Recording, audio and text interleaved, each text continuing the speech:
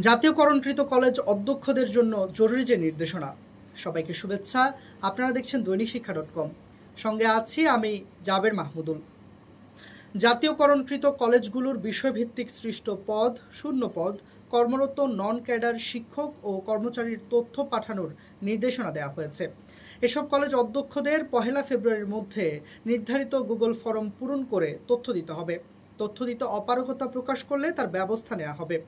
সোমবার মাধ্যমিক ও উচ্চশিক্ষা অধিদপ্তরের এক চিঠিতে এ তথ্য জানানো হয়েছে। এ চিঠি সংশ্লিষ্ট সব অধ্যক্ষকে পাঠানো হয়েছে। বিস্তারিত দেখতে পাবেন শিক্ষা বিষয়ক দেশের একমাত্র পূর্ণাঙ্গ ডিজিটাল পত্রিকা দৈনিক শিক্ষা.com-এ। ধন্যবাদ।